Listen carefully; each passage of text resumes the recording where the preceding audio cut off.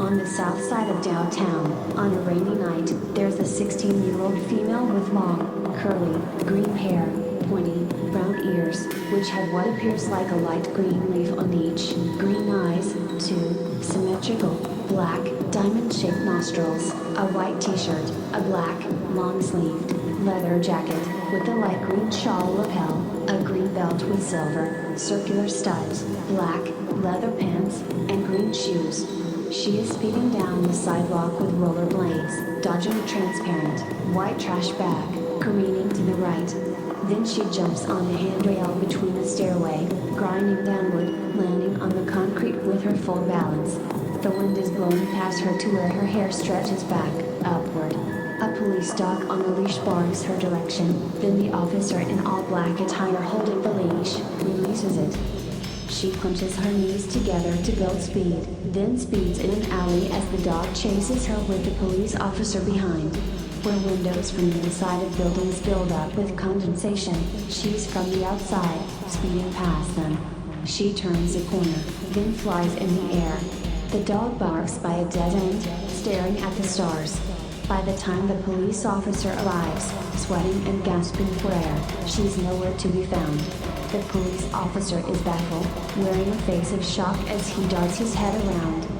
The next day, the same female is in the shower and her cell phone rings. She turns the mahogany shower knob to off, moves the shower curtain, which has a variety of cannabis plant designs on it, reaches for the phone, which is sitting on the mahogany toilet seat, beside a tawny bomb. She then answers it. A female voice says, "Mary, I know I can count on you." Mary says, "Put your money on it, Stav." Stavriani says, "Mary Fauna, the plug. That's not how we make money.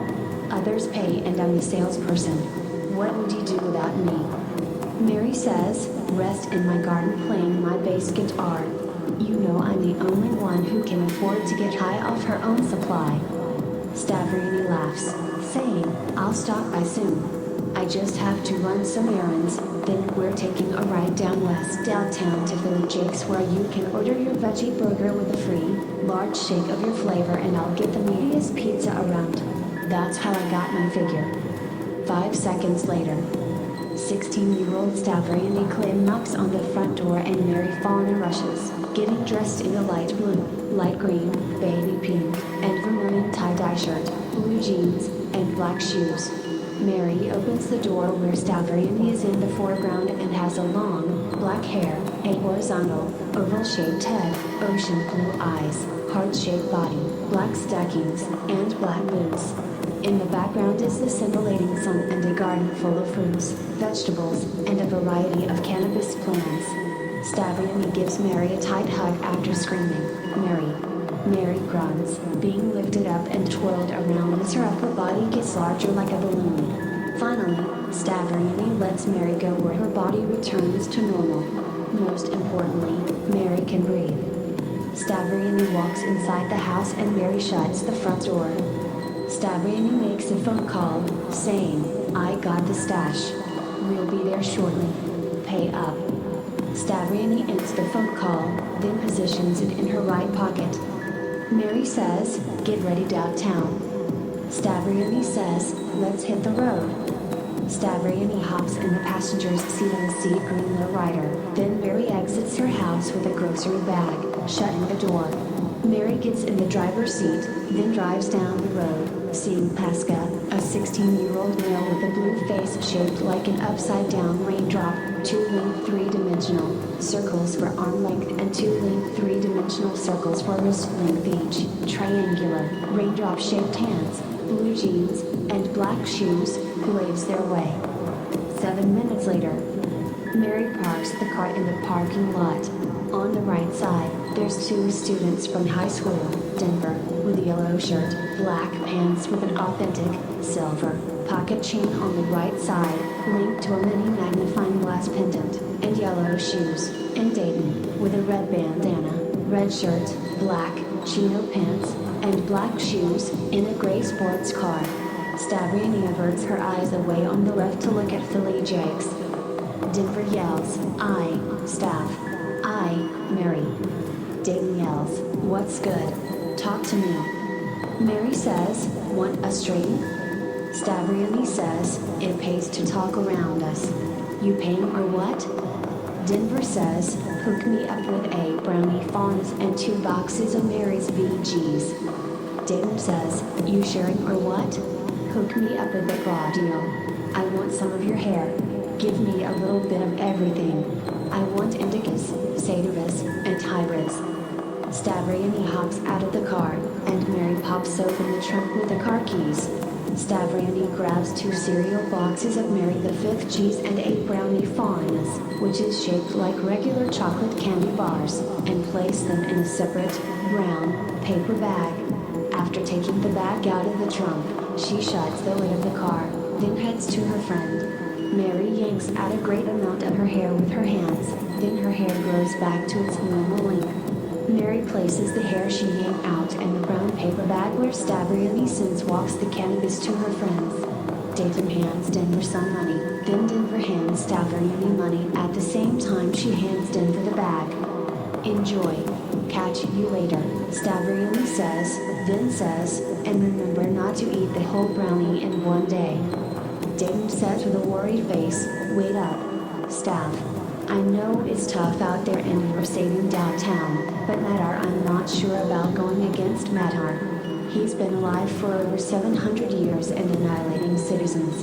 He took out his own wife and stood in prison for fun, only to be a fugitive. The cops grew so afraid of him, they won't even arrest him. Stavriani says, I see what you're trying to do. Thanks for the history lesson. I can't get distracted from saving the downtown. Denver says, we're not doubters, but we also don't know everything. We've been all around downtown and no villain comes as tough as Matar. Stavriani says, Professor Orleans thinks the same, but he keeps trying to one-up Matar. There's over 700 years of damage he has to cause. Thank you for caring. I'll be just fine. Catch you guys later. Stavriani walks away as Mary heads out the car. Together, they walk to the restaurant known as Philly Jake's. There, a waitress by the name of Cameron approaches them. With enthusiasm, Cameron says, welcome to Philly Jake's. My name is Cameron and I will be serving you today. May I take your jacket? Mary says, sure. Whatever fits in your bubble. It's all good vibes around here. Cameron removes Mary Fawn's black jacket, then hangs it up. Cameron says, you can follow me, then walks toward an empty table and says, there's a table right over there. Mary Fauna sits down across from Stavriani and a waitress named Cameron approaches them. Seconds later, Cameron gives Mary and Stavriani a menu. 2 minutes later, Cameron returns, saying, ready to order? Mary says, make it a veggie burger, a THC chocolate chip cookie, and a cannabis milkshake. Stavriani says, give me the Doubter's pizza and a large glass of water. Everyone at Philly Jake's stare at Stavriani in awe. Cameron drops her jaw and says, repeat that? Stavriani says, I have dibs on the Doubter's pizza. Cameron says, no one's ever ate the full Doubter's pizza before. Stavriani says, when I win, I'll take home $20,000. Cameron laughs and says, the Doubter's Pizza put many of our customers in the hospital. You have to sign the waiver before you can eat the pizza. As Stavriani signs the waiver, Mary says, I heard the Doubter's Pizza has been around for over 75 years and nobody's ever eaten it. One man took a bite and choked to death from how spicy it was. Stavriani says, where do you get your news from? I'm hungry. I came to eat. Peter, with violet hair, with violet leaf designs attached, draping down to his shoulders, a yellowish green shirt, pants with black on the front, left hands like in a vertical angle and white on the same front, black on the right front, hands like in a vertical angle and white on the same front, and yellowish green shoes, shows up at an empty table parallel to Stavriani and Mary's. Peter's ease everyone surrounds Stavriani and Mary as the gigantic Doubter's pizza is placed on the table. It has to be approximately 6 feet tall with over 40 toppings of different spices and over 80 layers of sausage pizza slices. Peter jolts through the crowd and greets Mary and Stavriani. "I'll leave you two alone for 1 minute and now this. How are you two going to eat all of that?" Mary says, "I'm eating my veggie burger." Stav is the one eating the doubter's pizza. Peter wears a face of disbelief, then makes a victory speech. "Last time, I lost, but it's just a 6 feet tall spicy tomato pie with a lot of meat." Stavriani says, "I'm not going to throw up. I have 24 hours to eat." Then she starts eating the pizza.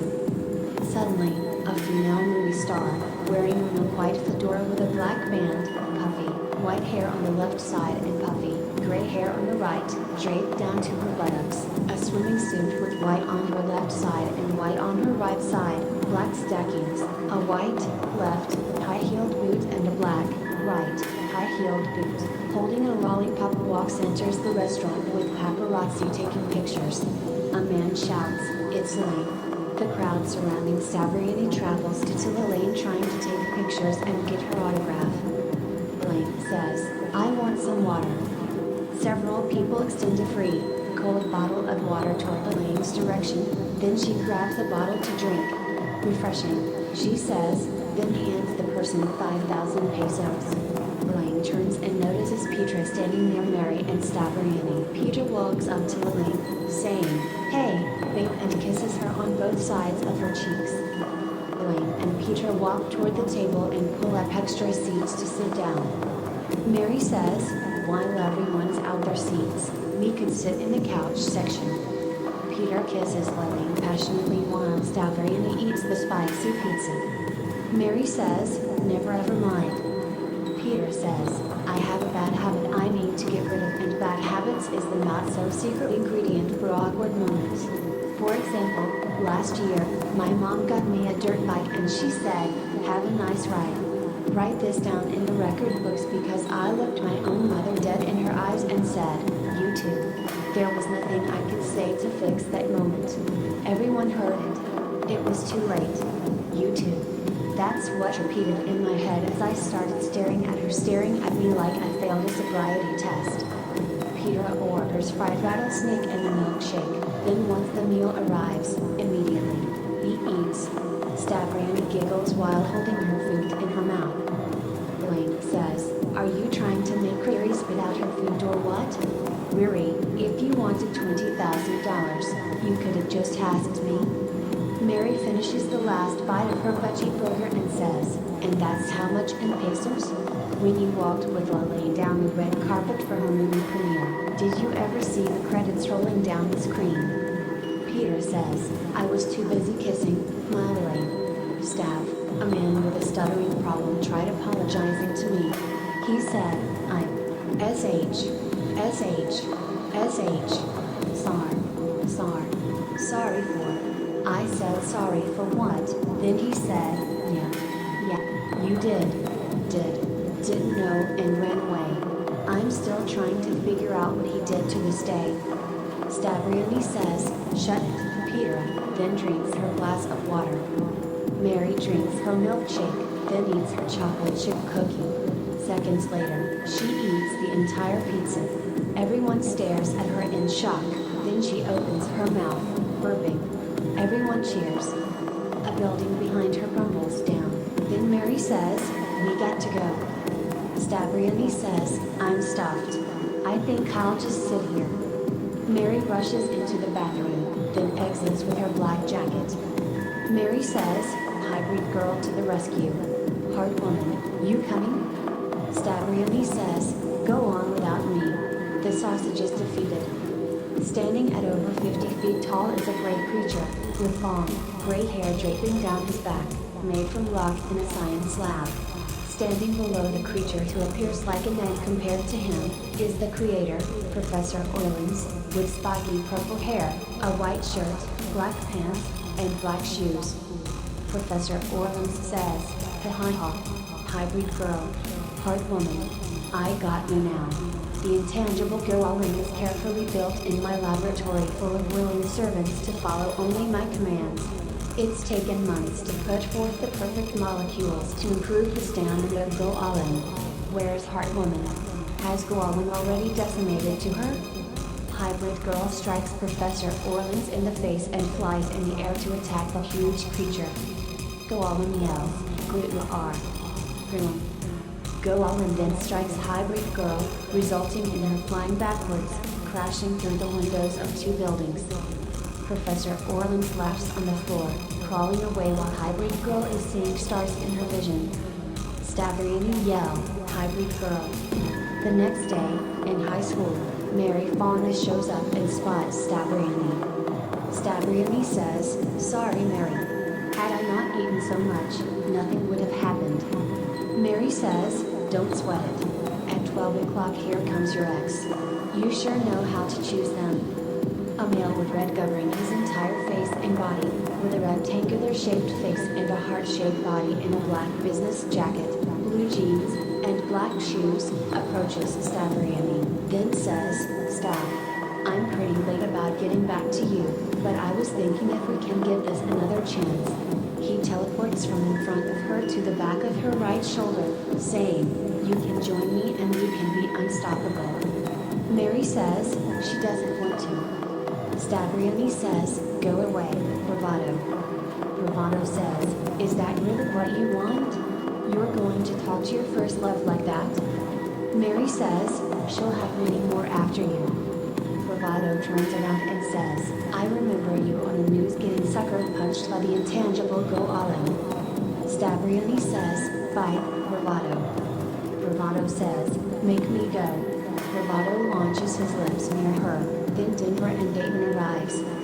Denver says, "Back off the girl." Dayton says, "It's too early for all of that. You looking for some action? How about you pick on someone your own size?" Bravado teleports behind Denver, then strikes him in the back of the head, causing Denver to fly into the orange lockers, teleports to the left side of Dayton, then strikes him in the gut, where his gold mouthpiece falls to the floor. Stavriani gets maddened and draws out an arrow to shoot at Bravado, then aims one at a girl with a brunette afro walking down the hall, dressed in all black attire. Bravado's eyes turn into the shape of a heart and his eye sockets pop out while looking at Patrice. His chest pounds. Mary says, "Oh no. You did it now." Stavriani rushes to Patrice, then says, "Patrice." Patrice says, "Hey, girl. I've been looking all over for you. Just got back from North Downtown watching movies with my boyfriend." Stavriani says, "I accidentally, positively, possibly, consequently." Patrice says, "Did what?" Stavriani says, "Used my bow and arrow on Bravado to make him fall in love with you." Patrice says, "Well, shoot him again. I'm not in love with your ex. That's gross." Patrice sees Bravado, then blushes as his presence exerts delightful vibes into her head. Patrice says, "Red is my favorite color." Stavriani says, "Catch you two later." The school principal arrives, looks at Denver and Dayton, then says, "Are you two okay?" Denver says, "Never been better. Denver and I are just acting for the school talent show we were thinking about joining." Peter walks by and says to Bravado, "Yo, Bravado." The always hot-headed, then looks at him, saying, "In love looking Bravado. First time for everything. Your mom is a retired relationship counselor and that's when you'll grow up to have grown folks' problems with your partner, telling your mother all the news. Then you will find out your mother's a virgin. Catch you later." The next day, Stavriani says, "Professor Orleans is just evil. What's the one thing Professor Orleans hate more than anything?" Mary Fauna says, "Life."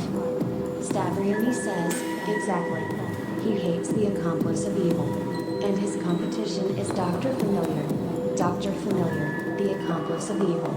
He's been in competition with Dr. Familiar ever since kindergarten and nothing's changed. Like Orleans always runs his gums about, Dr. Familiar constructed his own children out of antimatter, and is a renowned quantum physicist. Ever since he was a baby, he's been 2 steps behind Dr. Familiar." Mary says, "What do you have in mind? I've been to prison before and heard how Dr. Familiar isn't so familiar. Nobody ever seen his face before because he's always the one making moves a step ahead. The police can't catch him, and if they did, he have enough money to escape. The man they call Dr. Familiar, but isn't familiar. Stavriani says, what turned Dr. Familiar evil? Mary says, beats me. I was told he created Godhead Matar. Stavriani says, no. Are you serious? Mary says, Matar is dangerous. Outside the window, there's the sun dog. Stavriani's furry, brown, wet dog, Bonnie rushes to jump in her arms and lick her face. Bravado teleports into Stavriani's living room, sitting on her black couch. Bravado says, did you miss me? Stavriani says, not in the slightest. You're not invited. Bravado says, the Jebel Devil Rebel Man should be coming soon. He returns every day at midnight. Mary says, what gives? Stavriani says, yeah. Why do you care what Jebel is up to? Everyone knows he returns at midnight. That's why everyone lock their doors, look out the window, and turn on the news at that time. It's so known that he returns at midnight. People have their finger inches away from recording him live with another infamous moment. Bravado says, I can be a better villain than that. Bravado's body multiplies around the living room. He stares at Stavriani and says, reinforcements will help you. Bonnie speeds forth and back down the hall, getting larger, then speeds in the living room. Bonnie barks and Bravado returns back to one person. When Bonnie growls and bites Bravado's arm, Bravado teleports out of the living room. Then Bonnie returns back to her normal size. Midnight. Mary Fauna is driving in her lowrider, then says to Stavriani, Jebel should be here any moment. An evil death occurs when Jebel Devil Rebel Man, with 2 horns on his head and violent long hair, uses his superpowers to turn Mary's lowrider into a nice locker room stuck in it. Jebel says, this time, you both suffocate within 5 minutes and Bonnie can't save you if I capture her. A female with purple braids, 8 arms, and 8 legs, and a beastie arrives. Jebel Devil Rebel Man says, Vinicius, what are you doing here? Vinicius sticks her long tongue out and licks the ice block covering the lowrider. Then, Mary Fauna's cousin, Aries Rose arrives, wearing what appears to be a flat, circular hat, long, green hair, a black, long-sleeved shirt, black jeans and black shoes. Instead of cannabis flowing from Mary's hair, shrooms flow from it. She strikes Vinicius in the face, then breaks the ice cubes around Stavriani and Mary Fauna. It then snows and Jebel Devil Rebel Man creates a mountain to stand on, which gets taller, until Mary Fauna flies in the air. Onlookers know her as a nickname, Mary Fauna. Mary strikes Jebel Devil Rebel Man in the face, receiving acceleration. Then Mary kicks him in the buttocks, causing him to slide off the mountain, into Heartwoman's face. Vinicius tries to sting Aries Rose, but Aries dodges the attack, rips hair from her scalp and stuffs it in the female villain's mouth.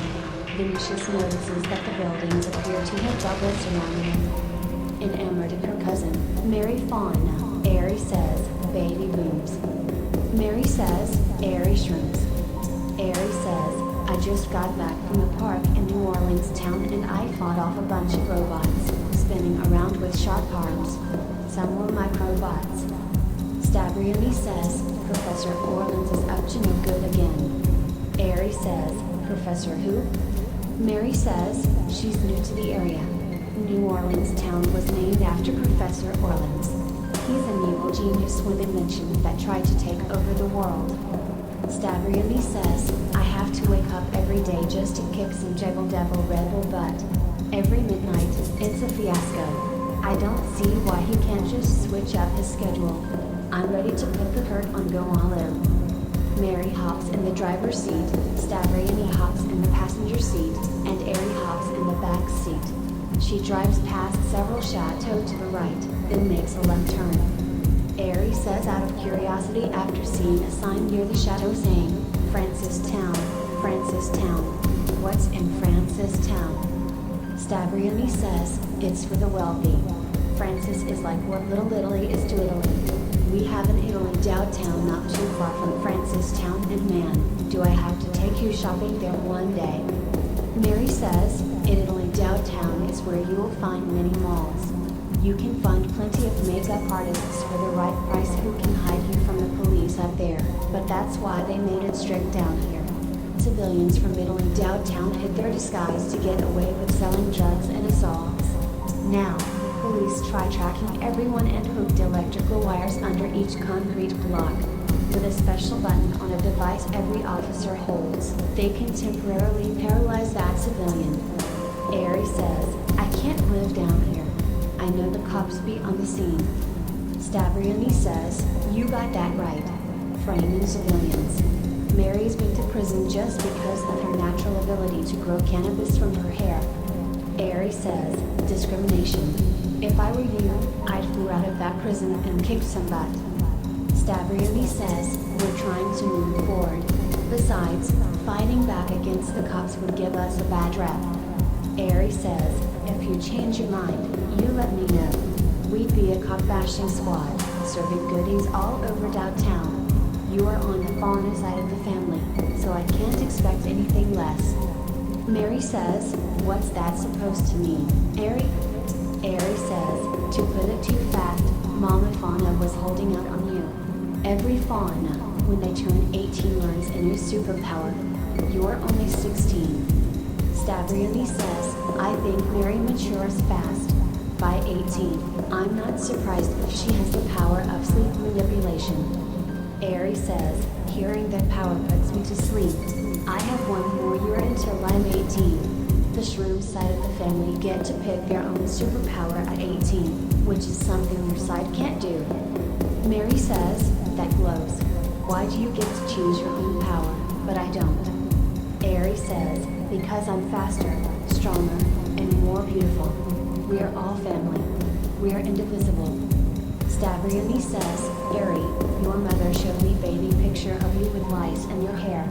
I saw the before and after pictures. Ari makes a surprised expression. Mary says, I'm going home. Catch you all later.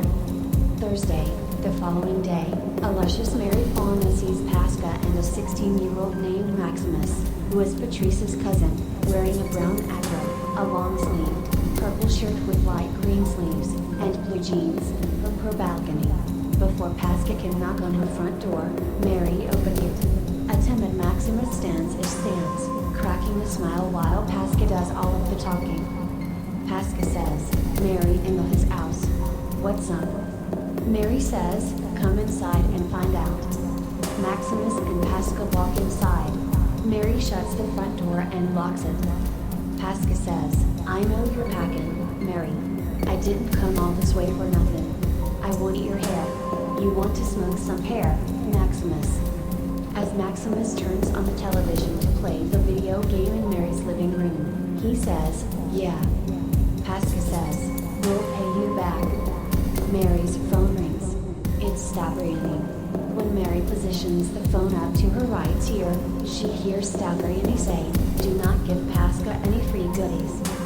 Mary says, whoa, girl, how's you know Pasca was over?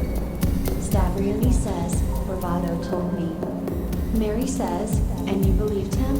They're over. Stavriani says, put me on speakerphone.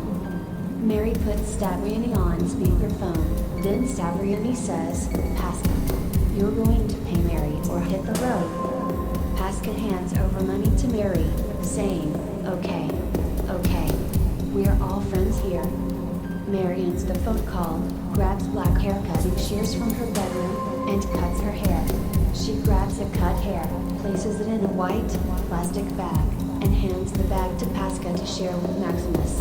Immediately, Mary's hair grows back to its normal length. Then, Mary reaches across the living room, glass table to force Pasca's face into a smile. Mary says, Pasca, you wouldn't mind if my cousin kept you all company while I go out and save the world, would you? Pasca says, I'll tell you if I mind after I meet your cousin. Mary says, Pasca. Pasca says, you know I don't mind, Mary. Your family is my family. Suddenly, Maximus falls to the floor, shaking rapidly. He's having a seizure. A concerned Mary runs toward Maximus, saying, Max. He's having a seizure. Stand back. I have to help. Maximus continues to shack on the floor, then Mary gets on her knees to extend her face toward his moving face. Airy Shrooms pushes her to the side, then kisses Maximus, passionately. Mary rolls across the floor, then looks at the scene, saying, "Chillax. Sis, why did I tell you about spazzing out while I have company?"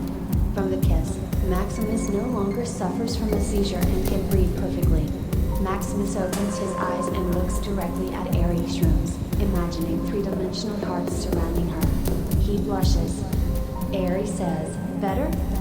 Maximus says, "Than ever." Mary rises to her feet, then says, "Chill, Hughes. I know you're a morning person." Pasca says, "Tell me this isn't happening." Mary says, "I'll tell you, but you have to get in line." Looking like a pallid afraid of heights, Pasca says, "I think your cousin has a thing for Maximus." Airy says, "I knew you'd wake up. Mary, you can go out and save the world. I'll catch up if you need me. Right now, I'm with Max." Pasca says, "Thank you for the goodies. It's a very kind of you, but I should be going." Mary says, "I'm right there with you. See ya." Mary exits the front door with Pasca, then they walk in the backyard, seeing her pet alligator in a swimming pool. Through the backyard window, Maximus and Airy Shrooms are making out in the living room. Mary and Pasca turn their heads around out of disgust. Toward the alligator, Mary walks, patting her. Mary says, "Pasca, you wanna pat Lizzie? When she's toasted, she doesn't bite." Pasca steps closer to the alligator, then Mary says, "Me." Pasca recoils, then sees a hypnotic, black and white circle in front of himself. He laughs with a feeling of environmental comfort. Pasca says, "Somebody catch me. I'm falling in a swimming pool." Mary Fauna says, "From this moment on, I'm doing the honor of walking you home." When Mary and Pasca arrive to Pasca's doorsteps, Mary gazes into Pasca's eyes. Softly, Mary says, "You're here." He says, "Thank you for always being by my side. It's been a long day. Call me." Pasca smiles, fiddling with Mary's hair. Her cheeks turn reddish. After blushing, he gives her a hug. When she closes her eyes as if though he'll kiss her, the ground shakes. Her eyes widen, seeing a great disruption in downtown. Pasca says, "Looks like a job for a hybrid girl. I'll be in the house. Catch you tomorrow." It's Professor Orleans arriving on the other side of the street with the intangible Goalim. Goalim takes one step and the ground shakes, continuing to echo realities from his one single action. Professor Orleans laughs. Professor Orleans laughs so hard, tears run down his eyes. He feels like his funny bone will annihilate him forever using it, then wonders why he never made a potion to get rid of his ability to laugh.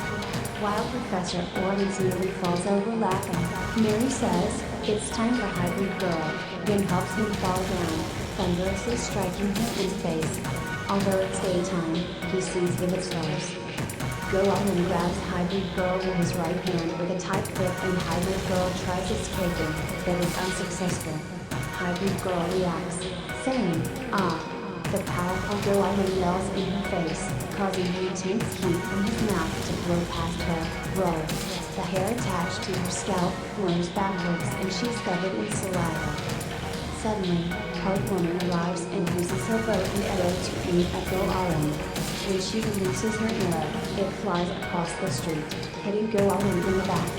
Thus, the arrow breaks and Goalim turns around as Part Woman says, "He's too powerful. I'll hold him off." Hybrid Girl says while losing air, "He's holding me. Save yourself." Part Woman flies in the sky and strikes Goalim in the face. The attack causes him to release Hybrid Girl, where she recovers.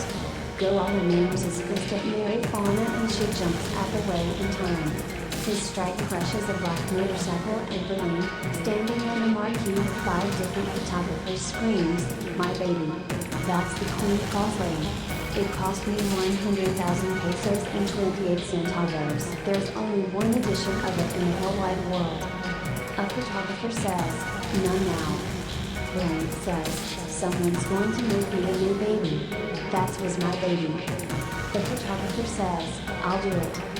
The cheering crowd staring at Blaine gets larger and louder.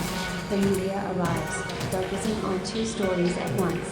The cameraman regularly, who is the greatest movie and television star in all of downtown, while recording part woman and hybrid girl battling Goalim. It's like a showdown for ratings. Many fans of Blaine faint from seeing her gorgeous face. Blaine says, call the CEO of West Downtown Motors, tell him what just happened to my baby, and bring me back a new one. I want a full gas tank when it's parked in my garage by tomorrow for all of you required. Goalim runs down the street attempting to kick part woman, but she uses her superpowers to produce an energy shield, with a purple energy shield of low air capacity rate. The giant villain known as Goalim continues to attack the energy field with a flurry of lightning-fast fists. Her energy shield cracks, leading her to say in an exhausted voice, I can't hold him off much longer. Hybrid Girl says, take this, flying in the air, causing vines to grow from the ground, tangling around the intangible Goalim's legs. A shocked Professor Orleans says, no. Where did you learn that superpower? It can't be. Stavriani smiles in awe while staring at the event. The sky turns into a vibrant green color. Civilians noticing the event are watching in, seeing the villain getting defeated. The vines grow thicker and longer from the ground, reaching the upper body of Goalim. Goalim struggles to move, but can't. While the giant villain is unable to fight back, Stavriani uses a heart-shaped fire blast attack at the giant. While Goalim falls backwards to the ground, several buildings fall down in the process. Approximately 5 cars suffer tremendous damage. The giant is left unconscious and the crowd cheers. A black limousine drives near Stavriani. From the back seat, the window rolls down and Elaine says, where'd your girl learn to do tricks like that? I've never seen her shoot vines from the ground before. That's amazing. You think she can teach me that superpower for my next movie? Stavriani still has a look of shock on her face from what her friend did, then says, call me later. Shoo. Goalim may wake back up. Elaine says, nice talking to you, and wallowing up her window, she says, ciao. The limousine drives away, and many of Elaine's fans chase the limousine, screaming in disbelief. 1 week later, there's a mahogany bunk bed on the right, a cathode ray tube television on the left, sitting on a brown, mahogany dresser. Posters of rock musicians are on the wall and a 2-door closet is wide open. Blaine is in the bedroom closing the white, horizontal blinds. She turns around and says, you gave me more than I could ask for. I love you, but it's time for you to stay out of my way this time. I think we should separate ways. Vinicius opens the door and says, are you coming downstairs? Your grandma's calling you. When Vinicius sees Elaine in the same room as Denver, she wears a shocked face. Denver is confused on how to look and is terrified. Then Elaine gains the courage to say, don't tell anyone. Vinicius says with a tone of utter disgust, boys are filthy. Elaine defends her boyfriend and says, don't call him that. I love him. Vinicius yells, how'd a boy get in your room? A loud voice from downstairs screams, a boy. What? The sound of loud footsteps creak against the wooden stairs, down the hall, then gets closer to the door. When the door opens, Denver is out the window, running. Elaine's grandma shows up with a spatula yelling, what's all the noise? The director of the movie says, cut. Excellent job. Superb job on everybody's part. That's enough for now. 5-minute break. Chop chop. That means you too, cameraman. Don't be late back to the film set. 5 minutes later. Elaine is the first person to get in her original position on the film set. Everyone else get in their position. The cameramen get in their positions. Then the film director says, lights, cameras, action. Stavriani enters the room with 2 bags of groceries, saying, I saw a huge boy climbing out of Elaine's window. Here's your groceries, Mom. The film director yells, cut. Elaine says, Did you see me out there? I was born for this role. Stavriani says to the cameraman, when's Lane gonna realize we are in the same movie? The cameraman shrugs his shoulders and nearly drops the camera. He looks around his surroundings, trying to see if nobody else saw his rookie mistake. Then he adjusts the camera on the tripod. Stavriani says, I'd be careful with that camera. The film director says, she's right. If you break it, the money's coming out of your pocket.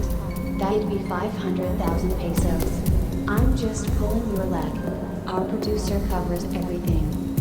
Mary Fauna is sitting at a wooden table in the cafeteria strumming her bass guitar. She's watching a television show on a white, flat-screen television, mounted on a plaster wall.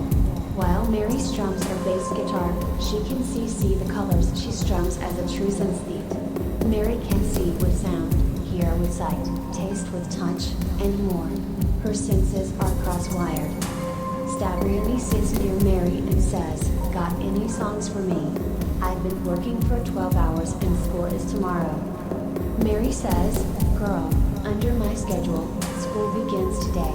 I got songs like I Got Bongs. Mary looks at Stavriani's bluish-green hair, then says, you're beautiful. Stavriani makes a smile that sets a happy tone throughout the entire room. Mary sings, I see misconceptions and misunderstandings. Misconceptions and misunderstandings. When you look my way, you're overwhelming with a gentle soul made for adoring. You're like the soap in my eyes when I dream and you think the world of the smallest things. Your resilience is sweeter than ice cream and all I need to see from you are wings. As Mary continues to sing, Stavriani gazes into Mary's eyes. Her heart races like a roller coaster. Suddenly, after Mary's last words to the song, I love you, everyone in the cafeteria claps, cheering. Stavriani says, beautiful. Mary Fauna says, what do you say I take you on a trip to get your mind off of things? Stavriani says, right now, I am a little tired. I'm listening. Keep going. Mary says, it'll be just us two at South Downtown Beach. The film director says, it's South Downtown Public Beach. Blaine says, she must know a hideout on the beach. Mary knows all of the hot spots around downtown, more helpful than a phone book and dictionary. Stavriani says, that's right, and we'll be watching the sunrise. The film director says, it's watching the sunset. Blaine says, you two have fun and not too much. There's a pop quiz tomorrow about medical drugs from a 55-page research paper a college professor wrote when he was in middle school. That was assigned last week, so I hope you two studied. A laughing Mary says, sis, we aren't getting worked up over that. My girl Stav's been round me long enough to ace some quiz about medical drugs. We're gonna catch some waves and chill on the new all-exclusive boat with a private room for us. Blaine says, the hotel on a boat. I've been trying to get a room there since forever. My agent called the place to set up an appointment. Stavriani says, you walk right up there and they'll just give you a free room. You're Blaine. Smiling, Blaine says, I know. You were right. Isn't that great? You gave me an idea. I'm coming along. Stavriani says, it was supposed to be just. Blaine says, make sure when we're at the beach, don't be such a wave hog like last time. Stavriani says, miss, I get everything life offers. I wouldn't be a wave hog if you just stopped snaking. Mary says, easy, easy, chill. There's plenty of space in the water at dawn, troll. Stavriani says, I'll race you there. Blaine says, race? That's not fair. I'm not a superhero with abilities defying the laws of human expectations. When Elaine blinks her eyes, Stavriani and Mary Fauna speed away. She sees the dust surrounding her from how fast they sped away. Elaine then eyes Peter, who is walking in the studio with a box of chili, lemon cookies. Peter says, the best shows up last. Kind of like how I'm showing up now. Elaine says, you brought me cookies. How could you? Peter says, I could return them if... Elaine interrupts saying, I love lemon cookies. The only place they sell the chewy kind of lemon cookies in downtown are. The area gets quiet and everyone stares in shock. The film director says with a worried voice, Francistown. Everyone in the studio shows a worried face. A look of confusion is etched on Peter's face. Peter looks at Elaine's worried face. Peter says, "Why is everyone looking at Mr. like that?" I walk down Happening Street. Everyone take a huge gasp of air. One person in the crowd says, "Oh, man." The film director says, Francistown is for the wealthy. Once you keep going straight, you reach Happening Street. That's where Matar lives. Blaine says, "He's right. You never heard of Happening Street?" Peter says, "What in the downtown is Happening Street?" Blaine says, "What in Francistown is Happening Street?" As a child, everyone gets told about Happening Street, so they'll never walk down that road. The story goes, there's only one way to Happening Street. I can't tell you the rest because it's too painful. Bad things happen when you tell the story. Peter say, "I got out safe and sound, so there's nothing to worry about." The film director says, "Once you're in Happening Street, Matar comes after you." Nobody's ever made it out of Happening Street for over 1,000 years. Peter says, "Why hasn't anyone ever seen Matar?" Blaine says, "Bye everyone. Going with my boyfriend to the beach." The film director says, "Blaine, I'd stay far away from Peter." She says, "Things will be just fine. Besides, my boyfriend got out of Happening Street with no problems." The film director say, "Stop saying the name or he may hear you." "Boy, how long have you lived in downtown?" Peter says, 1 month, and this mysterious Matar guy everyone's talking about is crazy. It's been thousands of years. Don't you think he's dead by now if he was real?" Blaine and Peter enter the back of the half-black and half-white limousine after the chauffeur opens up the door. Then the chauffeur drives the limousine away. South Downtown Public Beach. As the caressing wind blows past Stavriani and Mary, they sit in orange folding chairs on a sailboat. They watch the sunrise at the exact moment Elaine and her boyfriend, Peter, arrives. Peter shouts, "Sweet cream." Just in time to watch the sunrise when I could have just looked off my balcony to see that early in the morning. A surprised, yet enraged expression shows on Elaine's face as she looks at Peter. Unnervous Peter has perspiration pouring down his face and body. He bites his bottom lip, then says, "But I can never go wrong with spending time with my girlfriend." An elated Elaine smiles as Peter grabs 2 folding chairs to place to the right side of Stavriani and Mary. Elaine slumps down in her chair, then Peter. He looks at Elaine once out of nervousness, then brushes for a kiss. His lips launch onto hers. Peter says to Elaine, "Slow down. Control yourself. Period. Like your period. All I'll hear is clean up on aisle 5. That's the moment Elaine kisses him passionately in return. Mary and Stavriani turn around spotting their friends kissing. After Mary passes Stavriani a brownie, she wraps her arm around her. Mary's phone rings. At this point, she is reluctant to remove her arm from Stavriani. Peter looks at Mary with the biggest smile he ever wore. It's like he found his smile in the lost and found and then someone polished it. Peter says, "Somebody's phone is ringing." Stavriani says, "She can hear. She's high. Not stupid." Mary answers the phone call. It's Airy Shrooms. Mary says, "What's up, Q's?" Airy says, "Enosis came and took Maximus. I don't know where he is. I need your help." Mary says, "How in the flipping flapjacks did that happen? You two couldn't get enough of each other." Airy says with watery eyes, "He must have been disguised as me while I went to use the bathroom." Smoke spreads out of nowhere. Bravado appears on the sailboat after Mary says, "We'll be on the lookout." Peter says, "I know that smell from anywhere." Bravado, the alternative to a gas leak. Smells like you forgot to use toilet paper. If I were you, I'd never sneak candy inside of a movie theater. Last time I saw you, you were getting arrested. The officer didn't threaten you with a nightstick. He used a breadstick. Bravado says, You all had to be around here somewhere. Stavriani says, not now, bravado. I'm no longer interested. Did my arrow effect wear off? Bravado says, poke me with arrows as many times as you want and I will still come back to you. Mary says, oh, girl.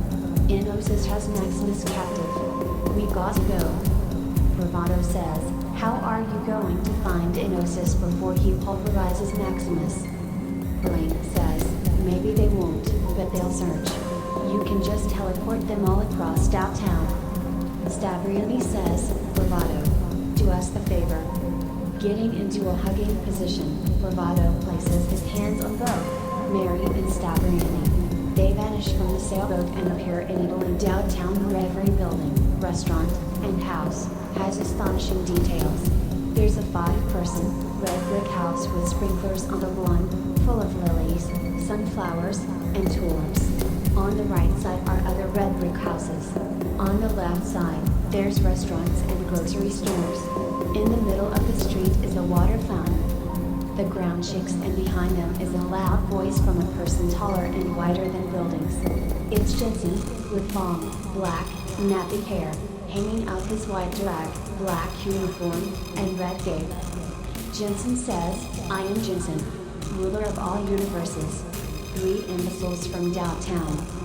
Hard Woman says, Jensen, can you take the day off this once? Jensen laughs and nearly falls over from the recent comment Hard Woman made. He holds himself up with a grip on 2 buildings, then wipes his eyes from tears running downward. Jensen says, hybrid girl. Well, oh well, you've brought Hard Woman.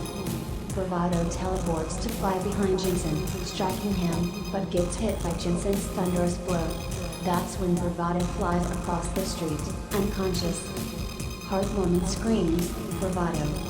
By the time he wakes, the downtown police rush to chase Bravado down the street.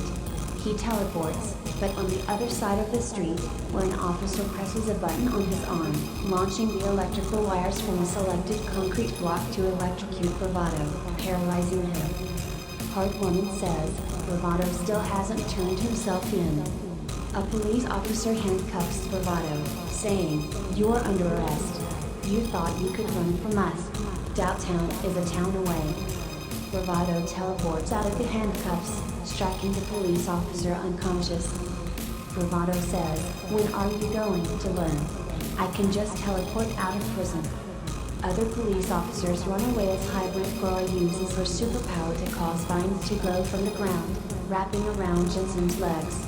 As a glowing, green light forms and evolves around her right wrist, she strikes Jensen in the chest, saying the words, more in a punch. Jensen's face turns to utter shock as Hard Woman then flies in the air, withers birds that she dodges, and strikes Jensen in the face. As Jensen falls backwards, Bravado touches both Hybrid Girl and Hard Woman, causing them to teleport. Now, they're in a forest where there's a long trail, leading to a gloomy cave. A levitating flashlight appears in the cave, then shines on Inosis, who looks like a life-sized, stuffed voodoo doll with a puffy, crimson hairstyle. A needle from his right pocket levitates in the air, then speedily stabs himself in the ribs. Suddenly, Bravado touches his ribs, writhing in agony while groaning.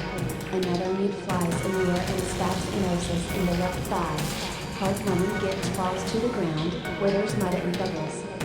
When Hard Woman says, we have to save Maximus, Hybrid Girl rushes towards Inosis. Inosis makes a hysterical laugh, using a force field, preventing her from attacking. Then Inosis removes the force field, using his hand to remotely, forcefully push her backwards like an overwhelming strong gust of wind. Hard Woman digs her fingers in the crevices from the ground to help her crawl. While crawling in mud, the levitating shining flashlight searches for her. Bravado hides on the right side of the cave while Hybrid Girl is in the bushes of the cave. Hard Woman is hiding underneath the spiral, wooden stairs.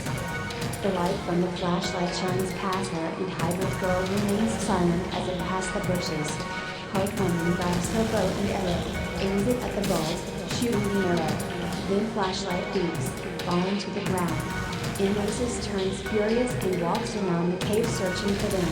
Bravado teleports to the back of Ellipsis and unzips the hand where the stitches are. Stuffing falls out. Hybrid girl and hard woman pop out of their hiding spots. Trapped inside of a hanging cage, Maximus shouts, "Up here! Get me out of here!" Immediately, Stavriani shoots the chain holding the cage down with her bow and arrow. Bravado then teleports them in front of the Philly Jake's restaurant. Bravado says to Maximus, "Shouldn't you be going somewhere?" Forming an upset face, Maximus says, "The least you could have done was drop me off by my house." Bravado says, "I saved your life, bucko. Don't you forget it. You owe me." Mary says, "It took 3 people to save Maximus." Airy Shrooms walks by, then runs toward Maximus, tightly hugging and kissing him with lipstick. Her red lips from lipstick covers his face.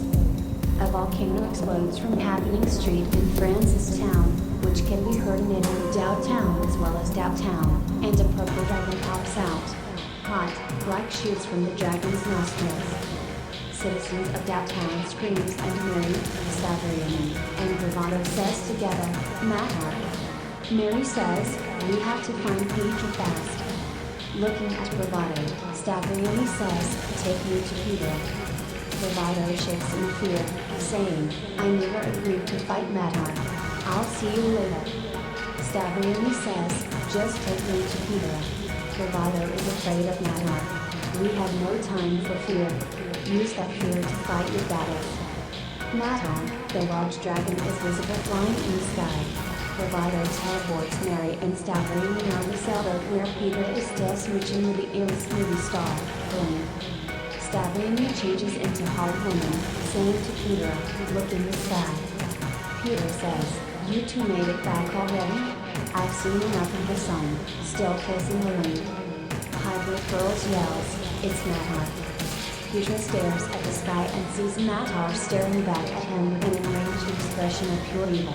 A petrified Peter nervously rises to his feet, speechlessly. Urine runs down his pants and Hybrid Girl nods her head horizontally while smoking on a blunt. Blaine is in disgust at the amusing amount of urine. Hard Woman says, Peter, you stink." Hybrid Girl notices Matar inhale for approximately 5 seconds. Hybrid Girl says, "He's gonna blow." Then everyone rush off the boat. Fire shoots from Matar's mouth the size of a mountain, setting the sailboat on fire. The sailboat explodes light and debris fly across the ocean. Hard Woman says, "Girl, this water is." Peter says, "That fire is hotter than." Merlin interrupts saying, "How in downtown are you going to stop Matar?" Bravado teleport Merlin and Peter out of the body of water and inside of the Philly Jake's restaurant. Merlin is still rambling, "Get me out of here. I am too young too." Merlin looks around her surroundings, seeing customers staring at her. Bravado smokes, then citizens rush toward Merlin, wanting to take her picture and get her autograph. Peter pats Bravado on the back. Meanwhile, Hard Woman flies in the air with Hybrid Girl. Hybrid Girl flies around the dragon as a distraction, then dodges the dragon's swift tail. She strikes the dragon and yells, roaring a punch exclamation mark that has been. Hard Woman shoots her arrow at the fire-breathing dragon, but it has not one of her ordinary arrows that causes living organisms to fall in love. The arrow sticks to the dragon's tail, shines to a reddish color. Hybrid Girl rushes away, and it explodes. The dragon falls into the ocean, but still is capable of flying. Hybrid Girl then used the powers of nature to cause all of the seaweed in the ocean to tangle around the dragon with a modified durability. Again, Hard Woman shoots at Matar with her explosive arrows. Matar shoots fire from his mouth as he explodes, sinking under the ocean. Hard Woman dodges the fire, looking at her Hybrid Girl in the sky.